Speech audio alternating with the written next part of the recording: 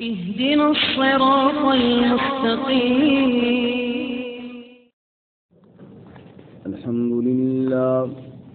الحمد لله وكفى والصلاة والسلام على خاتم الرسل وسيد الأنبياء وعلى آله وأصحابه الأتقياء. أما بعد فأعوذ بالله من الشيطان الرجيم. بسم الله الرحمن الرحيم. مثل الذين حملوا التوراة ثم لم يحملوها كمثل الحمار يحمل أسفارا بئس مثل القوم الذين كذبوا بآيات الله والله لا يهدي القوم الظالمين. قل يا أيها الذين هادوا إن زعمتم أنكم أولياء لله من دون الناس فتمنوا الموت إن كنتم صادقين ولا يتمنونه أبدا بما قدمت أيديهم والله عليم بالظالمين. قل إن الموت الذي تفرون منه فإنه ملاقيكم ثم تردون إلى عالم الغيب والشهادة فينبئكم بما كنتم تعملون. مثل الذين حملوا التوراة ثم لم يحملوها، مثال ان لوگوں کی جو تورات اٹھوائے گئے یعنی تورات پر عمل کرنے کا حکم دیے گئے، ثم لم يحملوها پھر انہوں نے اس کو نہ اٹھایا یعنی اس پر عمل نہ کیا، کمثل الحمار يحمل اسفارا جیسا کہ مثال گدھے کی ہے جو بوجھ اٹھاتا ہے، بئس مثل القوم الذين كذبوا بآيات الله بری ہے مثال اس قوم کی جنہوں نے جھٹلایا اللہ کی آیات کو، واللہ لا يهدي القوم الظالمین اور اللہ تعالی ہدایت نہیں دیتے ظالم قوم کو.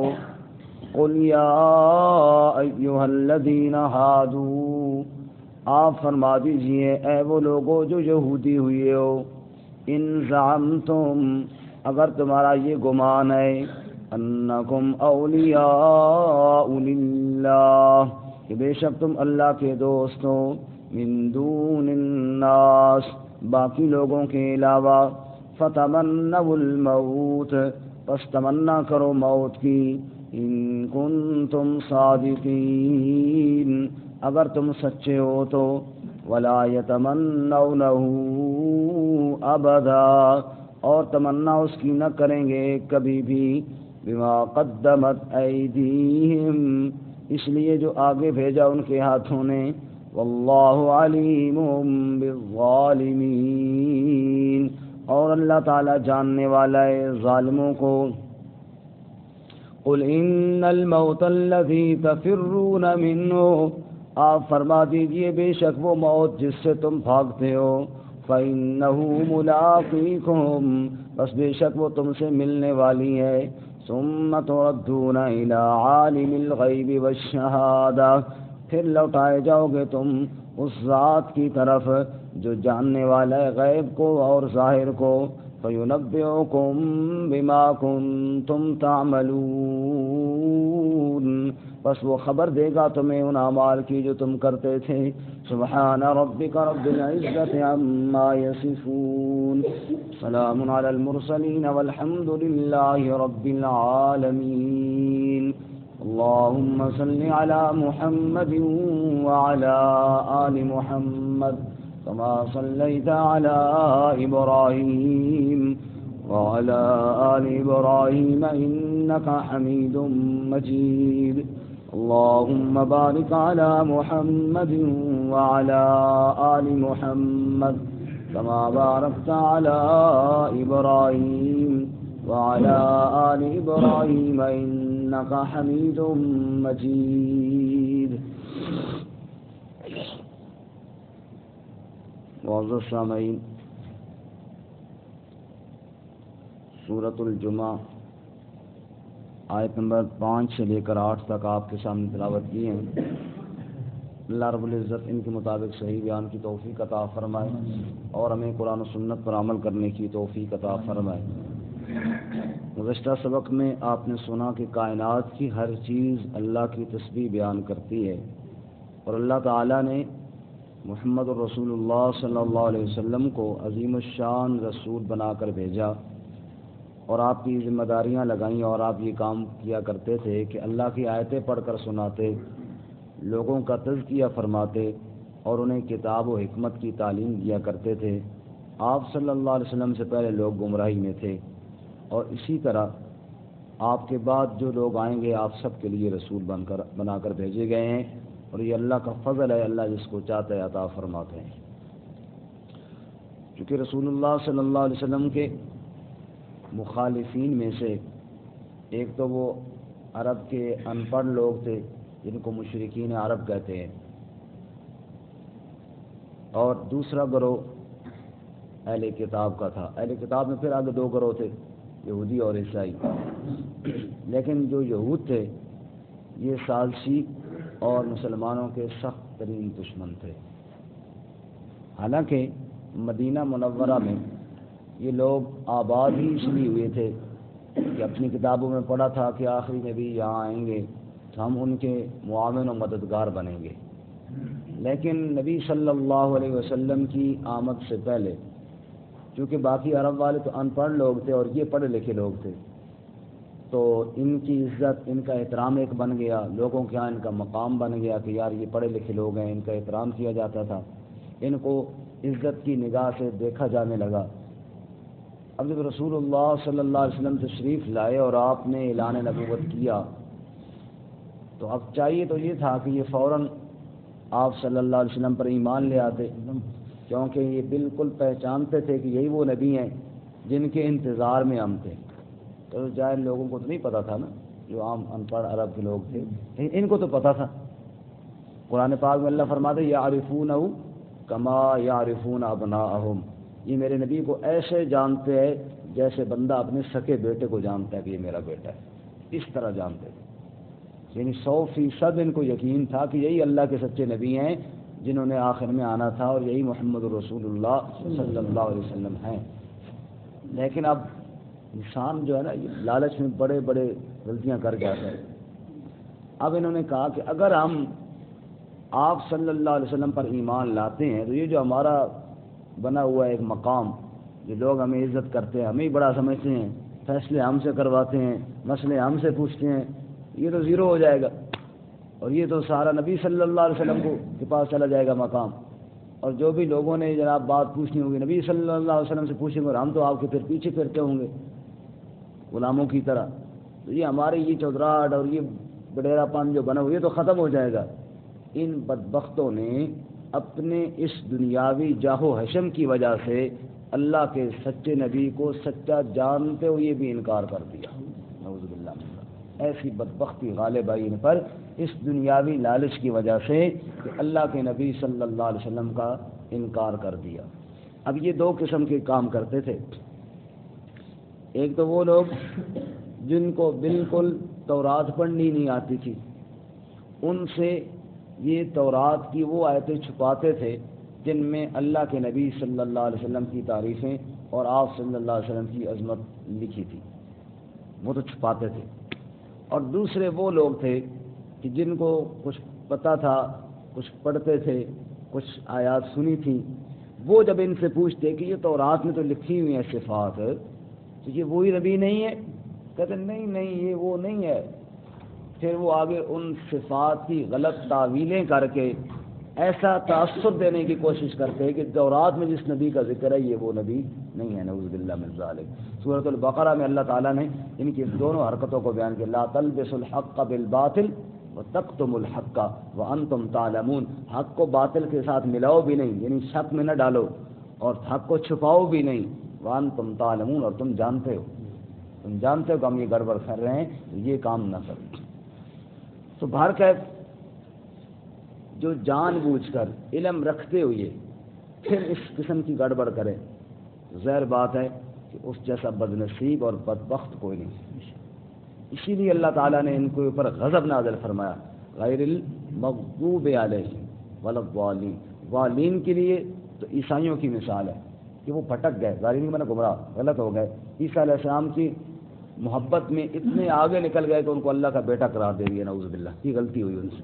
لیکن مغضوب علیہم، جن پہ اللہ کا کار نازل ہوا، وہ یہ یہود ہیں کہ جنہوں نے جان بوجھ کر اللہ کے سچے نبی کا انکار کر دیا، صرف دنیاوی جاہ و حشم کی وجہ سے، صرف دنیا کے اندر اپنا مقام بچانے کی وجہ سے، اور دنیا کے اندر اپنے روب داب کو قائم رکھنے کی وجہ سے، نعوذ باللہ۔ اب جنہوں نے جان بوجھ کر سمجھ بوجھ کر اتنی بڑی جرت کر لی، ان کے لیے پھر اللہ تعالیٰ نے الفاظ بھی بڑے سخت استعمال کیے۔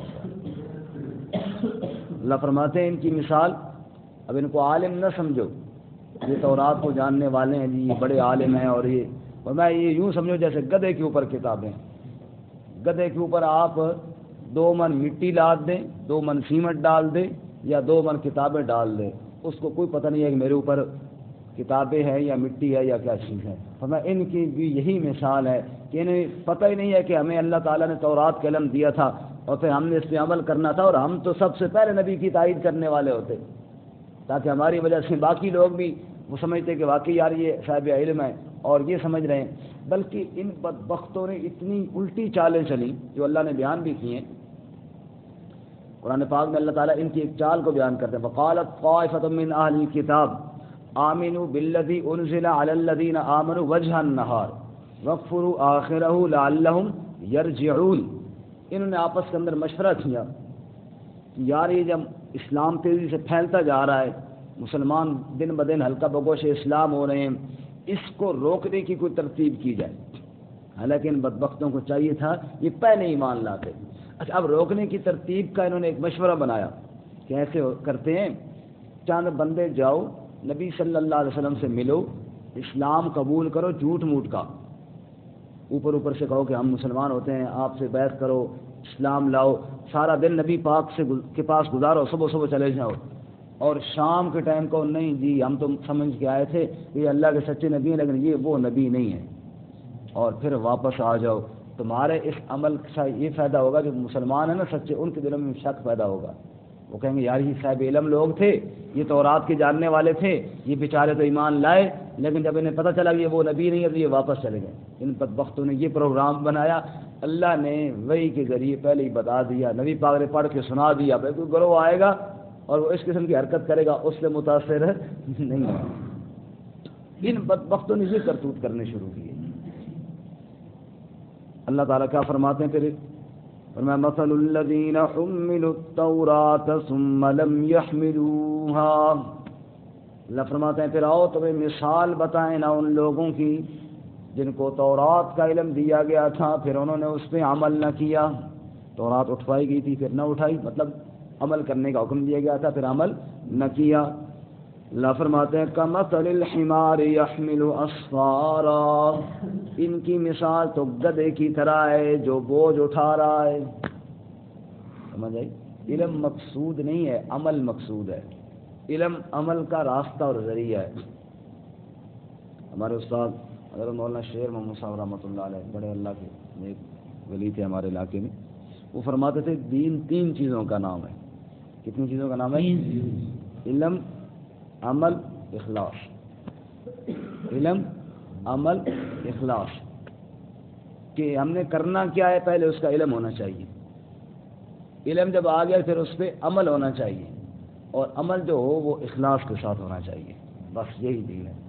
اگر علم نہیں ہے تو بندہ عمل نہیں کر سکے گا، اور جناب اگر علم ہے اور عمل نہیں کرتا تو یہ مجرم ہے، اور عمل بھی کر رہا ہے لیکن اللہ کی رضا کے لیے نہیں کرتا تو پھر مجرم ہے۔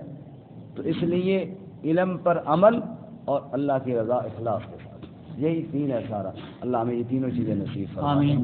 اور اگر علم ہو اور پھر جناب عمل نہ ہو پھر وہی مثال ہے جو اللہ فرماتے ہیں کمثل الحمار، پھر گدھے کی طرح اوپر کتابیں لاد دو، جیسے وہ عالم نہیں بن جاتا ایسے ہی صرف جاننے سے بندہ عالم نہیں بن جاتا.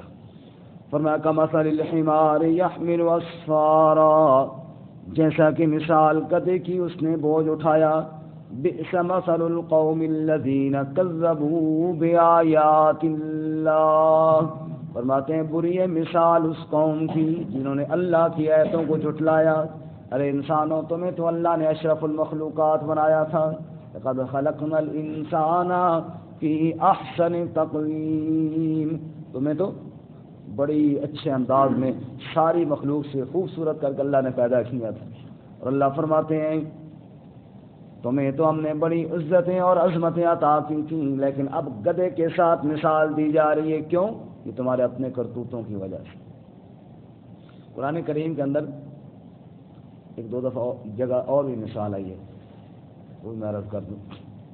سورہ لقمان میں حضرت لقمان اپنے بیٹے کو نصیحت کرتے ہیں اور کیا فرماتے ہیں؟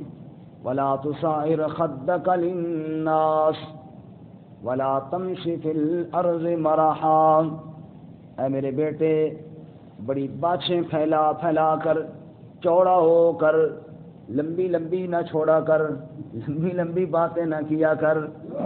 اور پھر فرماتے ہیں وَاغْضُضْ مِنْ صَوْتِكَ، جب بات کرے تو بہت زیادہ شور بھی نہ مچایا کر. إِنَّ أَنْكَرَ الْأَصْوَاتِ لَصَوْتُ الْحَمِيرِ، حمیر کس کو کہتے ہیں؟ گدھے کو، حمار اور حمیر. إِنَّ أَنْكَرَ الْأَصْوَاتِ لَصَوْتُ الْحَمِيرِ، فرماتے ہیں بری آوازوں میں گدھے کی آواز بہت بری ہے. دو آدمی بحث کرتے ہیں، ایک آدمی دلیل پیش کرتا ہے، وہ دلیل والے کو شور ڈالنے کی ضرورت نہیں رہتی. دوسرا آدمی ہوتا تو جھوٹا ہے، پھر وہ شور ڈال کے اپنی بات منوانا چاہتا ہے. اسی بات لقمان بیان کرتے ہیں سورہ لقمان میں ان انکر الاصوات لصوت الحمیر. اور ایک سورت مدثر میں ہے، سورۃ المدثر 29ویں پارے میں اس کے بعد آ رہی ہے. اللہ فرماتے ہیں فما لهم عن التذکرة معرضین كأنهم حمر مستنفرة فرت من قسورة. اللہ فرماتے ہیں بعض لوگوں کو سمجھایا جاتا ہے، دوزخ کا تذکرہ کیا جاتا ہے، کیونکہ ان آیتوں سے پہلے جہنم کا ذکر ہے، اور وہ باتوں کا تذکرہ ہے کہ جو انسان کو دوزخ میں لے جائیں گی. اور پھر آگے اللہ فرماتے ہیں فما لهم عن التذکرة معرضین، کیا ہو گیا ان لوگوں کو، یہ نصیحت سے روگردانی کرتے ہیں.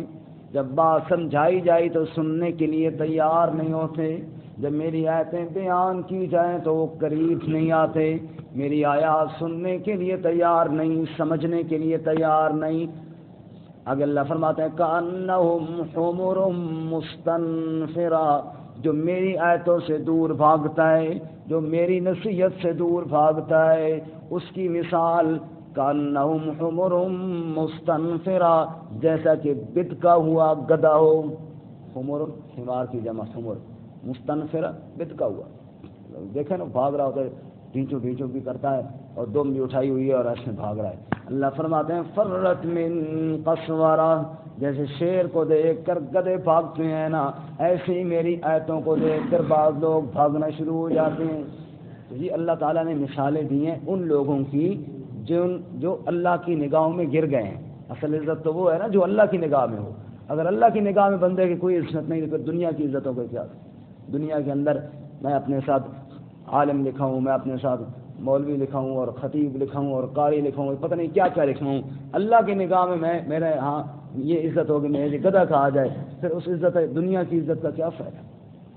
جیسے یہاں پہ اللہ فرماتے ہیں. اور اسی طرح قرآن میں ایک جگہ اللہ فرماتے ہیں اولئک کالانعام بل ہم اضل، فرمایا یہ لوگ جو میری آیات سے منہ موڑتے ہیں کالانعام، یہ جانوروں کی طرح ہیں.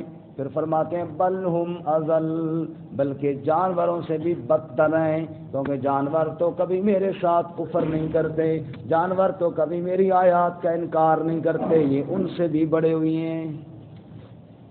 اور ایک جگہ اللہ فرماتے ہیں فَمَثَلُهُ كَمَثَلِ الْقَلْبِ، نام پارے میں جس شخص کا ذکر اللہ کرتے ہیں کہ اس کو ہم نے اپنی آیات کا علم دیا تھا، اور پھر وہ بدبخت دنیا کی لالچ میں آ کر زبان درازیاں کی اور پھر دنیا کی خاطر آ کر اللہ کی آیات کو پس پش ڈالا، تو پھر انجام فَمَثَلُهُ كَمَثَلِ الْكَلْبِ، اس کی مثال کتے کی مثال ہو گئی۔ کلب کہتے ہیں کتے، اللہ تعالیٰ ہمیں معاف فرمائے اور اللہ تعالیٰ ہمیں بچائے کہ ہم ایسی حرکتیں نہ کر بیٹھیں کہ اللہ کی نگاہوں میں ہم انسانیت کے دائرے سے گر جائیں اور ہمارا یہ حشر ہو جائے۔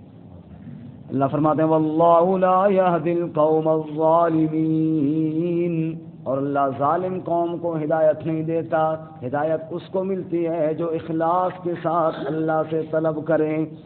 قُلْ يَا أَيُّهَا الَّذِينَ هَادُوا، اب اللہ کی یہاں ان کا یہ مقام کہ اللہ فرماتے ہیں کہ مثال گدھے کی طرح جس میں کتابیں لاد دی گئی ہوں، لیکن لوگوں کو یہ کیا کہتے؟ وہ جی ہم نبیوں کی اولاد میں سے ہیں اور جنت میں ہم نہیں جانا ہے کیونکہ ہم اللہ کے بیٹوں جیسے ہیں، نعوذ باللہ من ذالک۔ چھٹے پارے میں نحن ابناء اللہ و احباؤ، ہم اللہ کے بیٹے ہیں اور اللہ کے بڑے پیارے ہیں، اس لیے اللہ ہمیں عذاب نہیں دے گا، جنت میں ہم نہیں جانا ہے۔ اللہ فرماتے ہیں اگر اتنی تم اللہ کے محبوب ہو تو دنیا میں کیا کر رہے ہو؟ پھر جاؤ جنت میں جاؤ، موت کی تمنا کرو، پھر دنیا میں کیا کر رہے ہو؟ فرمایا قل یا ایھا الذین ہادوا، آپ فرما دیجیے اے یہودیوں، ان زعمتم انکم اولیاء للہ، اگر تمہارا یہ گمان ہے کہ بے شک تم اللہ کے ولی ہو، اللہ کے دوست ہو، من دون الناس، باقی لوگوں کے علاوہ اللہ نے خاص تمہیں اپنا پیارا بنایا ہے، تو پھر فتمنوا الموت ان کنتم صادقین، پھر موت کی تمنا کرو نا اگر تم سچے ہو تو۔ اگر میدان میں آؤ نا کہو یا اللہ ہمیں موت دے دے، ہم تیرے پاس رہنا چاہتے ہیں، جیسا کہ پہلے اس بارے میں سورۃ البقرہ کے اندر اللہ تعالیٰ نے فرمایا فتمنوا الموت ان کنتم صادقین، اور آگے وہاں فرمایا ولن یتمنوا ابدا بما قدمت ایدیہم، کبھی بھی موت کی تمنا نہیں کریں گے، کبھی بھی موت کی تمنا نہیں کریں گے۔ کیوں؟ ان کو پتہ ہے کہ آگے ہمیں لتر کھلا ہونا ہے، مار پڑنی ہے۔ یہ تو دنیا کے اندر لوگوں کو جھوٹ بول کر اپنا مقام بتاتے تھے، وہ جی کوئی مسئلہ نہیں بادشاہ، ہم بادشاہ اللہ کے بڑے مقربین میں سے ہیں۔ یہ اس وقت کا جو نظام ہے نا، کچھ اثرات ہیں اب بھی، کہتے ہیں نا جہاں پہ دریا چلتے ہو وہاں سیم باقی رہتی ہے، سیم باقی رہتی ہے۔ کچھ اثرات آج بھی ہیں کہ جناب بادشاہ تم اللہ سے مانگ نہیں سکتے، تم ہمیں کہو ہم مانگ کر دیں گے، ایسے تصور ہے نا، خبردار تم تو گناہگار، تم اللہ سے کہاں مانگ، ہم مانگ کر دیں گے تمہیں جناب، اور جناب ہم بڑے اللہ تعالیٰ کے قریب ہیں۔ اور ہمارے یہاں بعض دفعہ بڑی ہنسی بھی آتی ہے، کئی دفعہ سمجھانے کی کوشش بھی کی ہے، پھر لوگ کہتے ہیں کہ ختم درود انہوں نہیں مانتے، ختم درود کو تو مانتے ہیں، بات یہ ہے کہ قرآن مجید پڑھ لیا ہوتا ہے، اپنے والد کو بخشنا ہوتا ہے، پڑھ لیا ہے لیکن نہیں بخش سکتے، مولوی صاحب کو بتائیں گے جی میں نے اتنی صورتیں پڑھی آپ بخش دیں، یار یہ کوئی اسپیشل ڈاکیہ لگا ہوا ہے کہ یار آپ نے پڑھ لیا ہے، قبول اللہ نے کرنا ہے، درمیان میں اس کو یہ کیا خواہ مخواہ آپ کسی استاد جی ذرا دسو اللہ تعالیٰ نے۔ ہمارے علاقے میں مولوی صاحب کہتے ہیں میں گیا ختم صاحب انہوں نے 4 قرآن میری ملت کی تھے بھی ساڈے والد صاحب نے بخش، تو میں چپ کر کے اپنے چاچو نے بخش چھوڑے، میں کہ ٹھیک ہی تھی، اے زبردست کام کی تھی، میں چپ کر کے اپنے چاچو نے بخش چھوڑے، ان کے والد کو نہیں بخشے، میں نے اپنے والد صاحب کو بخش دیے، میں نے یہ بڑا ٹھیک کام کیا۔ تو ایسے ہی کام ہوتا ہے۔ اور پھر جناب وہ جی تھوڑے کو کوئی قرآن ہے، کیڑے قرآن کے پڑھے ہوئے؟ میں کہیں بڑے قرآن، ابھی پرسوں کی بات ہے، میں ادھر سے باہر آ رہا ہوں، بالکل نماز کا عشاء کا ٹائم ہے، ایک بندہ آواز دیتا ہے مجھے جماعت کا بھی ٹائم ہے، تھوڑی سی میری بات سن سکتے ہو؟ جی بتاؤ، پڑھے ہوئے قرآن ہے؟ میں کہا نا مسجد میں پھر مل کے پڑھ لیں، بس پھر ادھر سے ہی واپس، جماعت کا ٹائم ہے مسجد میں تو آؤ، ادھر آگے تھوڑا کچھ حساب لگاتے ہیں، میں نے کہا کچھ پڑھتے ہیں لیکن نہیں نماز کے لیے نہیں ہے، بس پڑھے ہوئے قرآن چاہیے، اس طرح جناب وہ بخشش ہو جائے گی اور یہ نظام چل جائے گا۔ یار کچھ بندہ عقل کے ساتھ بھی سوچے، دا تو نہ لائے نا، سمجھ آئی؟ بخشش کروانی ہے، داؤ تو نہ لگائے نا کہ جناب قرآن پاک نہ خود زندگی بھر پڑھا نہ آج پڑھا، اللہ کا حکم نماز کا ہے، عین نماز کا ٹائم ہے، ادھر کوئی دھیان نہیں ہے، بس جناب بخشش کروانی ہے، یوں کسی سے پاس کوئی طریقہ نکل جائے اور بخشش ہو جائے۔ میرے بھائی اس طرح دانا ہی لگتا، اللہ کے ہاں اخلاص چلتا ہے، اللہ تعالیٰ کے ہاں کیا چلتا ہے؟ اخلاص چلتا ہے۔ تو یہ کوئی بات نہیں ہے کہ جناب میں نے پڑھ لیا اور اللہ تعالیٰ نہیں قبول کرے گا جب تک مولوی صاحب اوپر سائن نہیں کریں گے، تو وہ واپس کر دیتے ہیں۔ نادرا والے کہنے لگے اپنے چیئرمین سے یا کسی بڑے گریڈ والے افسر سے مور لگوا کے ہو تب ہم قبول کریں گے۔ اللہ کا یہ نظام نہیں ہے کہ جناب بندے نے عمل کر بھی نہیں ہو پھر کسی افسر کے پاس جائے سائن کروانے کے لیے تب جا کے قبول ہوں گے۔ نہیں میرا بھائی، جب میں اخلاص کے ساتھ ایک بار بھی اللہ کے سامنے جا کے ایک کلمہ بھی نکالوں گا، میرا نکالنے کے اندر شاید دیر ہوگی، اللہ کے قبول کرنے میں کوئی دیر نہیں۔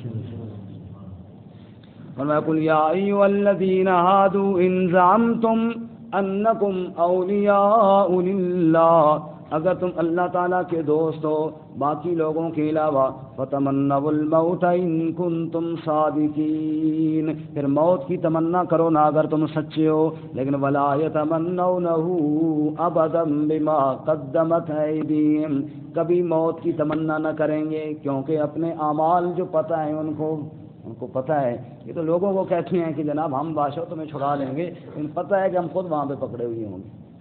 ایک بزرگ سے کسی نے پوچھا موت سے ڈر کیوں لگتا ہے؟